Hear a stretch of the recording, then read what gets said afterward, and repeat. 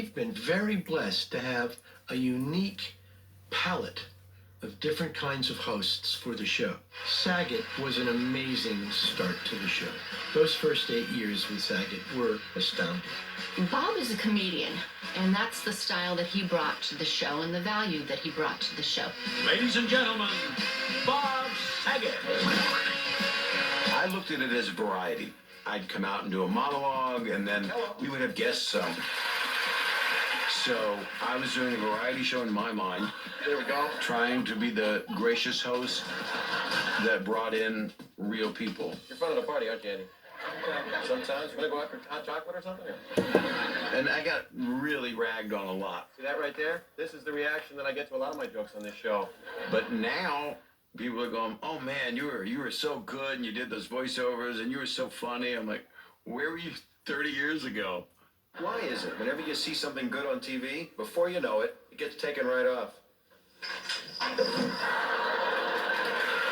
So when Bob left the show, we hired Daisy Fuentes and John Fugelsang, who were MTV and VH1 stars at the time. After Bob, I think it was, okay, we don't want to put in somebody and do the exact same show because it could suffer by comparison. And John and Daisy came on as the double act and tried to kind of make the show a little hipper. This is the new America's Funniest Home Videos. You can tell it's new because we're here. He is good. Oh. We had a lot of fun, and we could not really be more different. It really worked. So cute! Yeah, really, really cute. You know, let me get one thing straight, okay? An infant urinates in a baptismal font, and that's cute. Mm-hmm. But my uncle does it, and it's sacrilege. Oh. The most important thing that you get with Daisy and John Fugelsang is charm and fun, and Daisy's giggle. Her laughter was so genuine and charming. I think people really enjoyed that about her. I would laugh so hard. Then the audience was laughing at me, laughing so hard, and I was laughing at the audience, laughing at me, and it just created this genuine laughter. It was so fun. And John Fugelsang, he was the straight man. If you are watching this after the year 2000, they made us wear this. Yeah. And now, direct from backstage, Tom Bergeron. Thank you. Okay, that's fine. Don't go spoiling me right off the top now. Hi, welcome to the show. I'm Tom Bergeron. And that's my mother. Tom Bergeron had a very different style than any of the other hosts. I think of myself primarily as a broadcaster.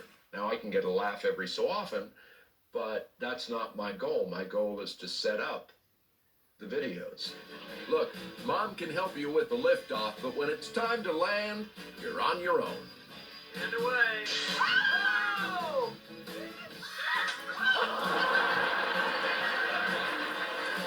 When you were doing the show, right, you did the voiceovers differently than I do. I just sort of do a narration. You Thank had, goodness. No, but I want to thank you for well, that. I tried to do what you do. We'll talk more about that later. Tom doesn't do characters, didn't want to do characters. Because I knew I couldn't do it like Bob did it. See, honey, the first water stuns them, and the second one seems to be, oh, geez, ticking them off. I tried the first couple shows. You can hear me try to do the character voices and all that. It just wasn't a good fit. Oh, geez, honey, back at the kids. We're moving. So we created some new segments for Tom where he could, really take a comedic approach in his own way. And one was called Tom's Home Movies. We went into a studio and we took a bunch of photos of Tom with different facial expressions. And they built a database of hundreds of my faces and recorded everything all the way, 360, back of my head, everything. And they would superimpose my big fat head on other people's videos. That became a running bit for a number of years.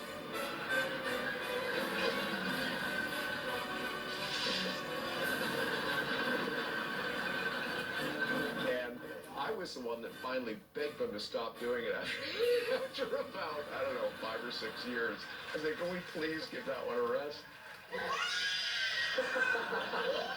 She totally is a guy.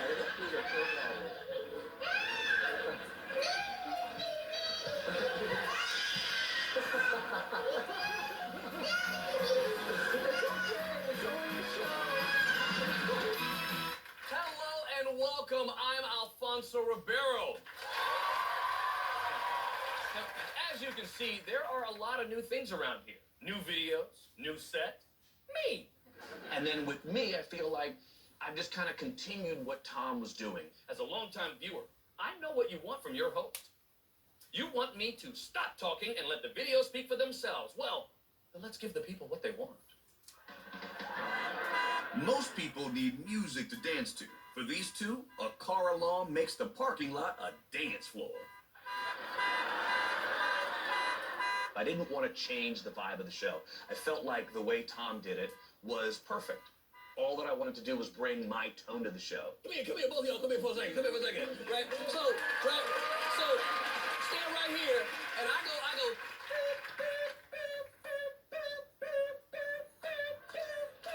AFV has a solid foundational format that benefits by, over time, different people bringing their own perspective. Yeah!